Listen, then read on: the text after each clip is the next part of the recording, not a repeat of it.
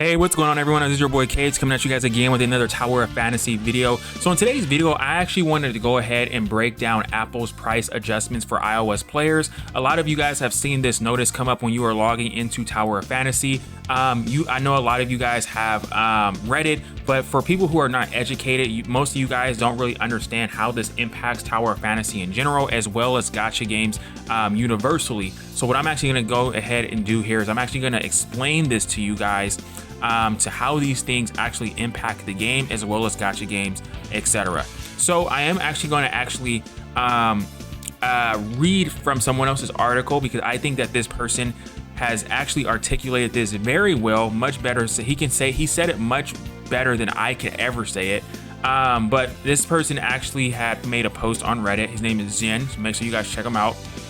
But this is the aftermath of Apple raising their prices of apps and in-app purchases in Japan in some regions, and how that's impacted their games. So it goes on to say as follows. It says Apple is going to update their exchange rates for certain currencies, most notably being the JPY and KRW currencies. Now that the change is starting to go into place, it's time to see how different games are dealing with it in the Japan region. So games that have published exclusively in JP regions, such as Project Sekai, FGO, Uma Musume, and etc., have mostly updated the pricing of their items to be similar to the price before the change. This is done by adjusting the pricing tiers to ones that are the same or closer to old ones, and adjusting the contents of the smaller packs. This change, however, is less fortunate for Japanese people playing games that have a single app published in multiple regions. The reason for that is because of how Apple's pricing tiers work. You can only set one universal pricing tier across all regions your app is published in. This means that these apps are unable to adjust their pricing or pack contents for individual regions, as it will affect all other regions. So a big example of this would be games like Pokemon Go, Genshin Impact, Alchemy Stars, and Tower of Fantasy. Pokemon Go and Alchemy Stars have announced already that they are going to be doing a 30% price increase on all of their IAP items across all platforms, which is the same as the Apple adjustment rates. Tower of Fantasy has chosen to raise the price of only the iOS, while the PC and Android versions remain unaffected.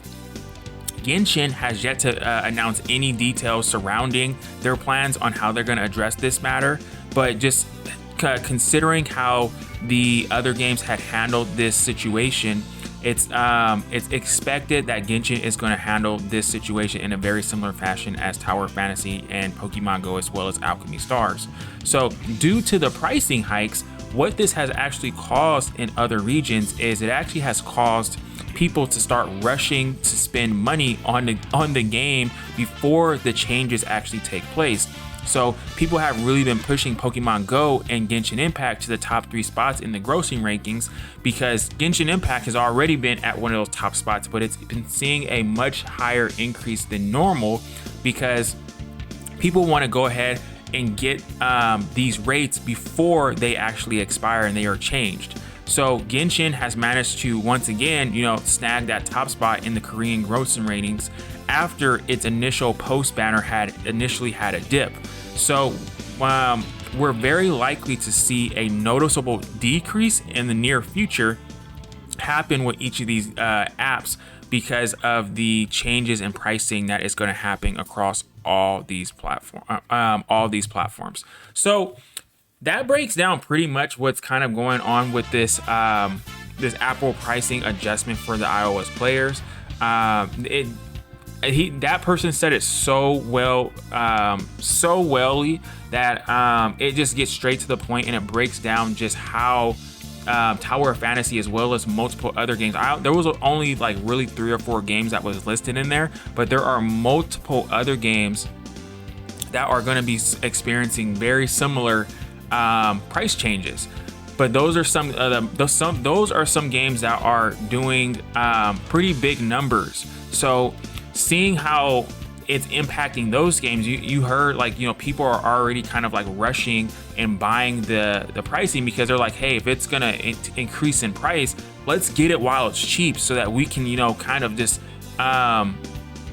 you know, we can save more money, and we don't have to, you know, start spending on the game when things are super expensive.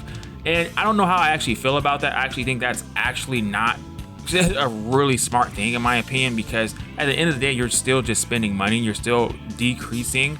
But I can understand just the mindset there. But I am very curious on how you guys are handling this. How do you guys kind of feel about the iOS changes? How do you guys kind of feel about how this is impacting gacha games and games in general across, you know, iOS devices? And how do you guys even feel about how Tower Fantasy even handled this situation? I know that they did distribute 1,000 dark matter to all iOS players, and there were other people who were kind of left out of the mix because they were not impacted by this situation. So let me know how you guys actually feel about this. Are you guys okay with this? Do you feel like this is going to have a negative impact on Tower of Fantasy's future? Make sure you rate, like, comment, and subscribe to the video. Let me know down in that comment section, guys. And as always, this is your boy Kaze. I will catch you guys in the next video. Peace.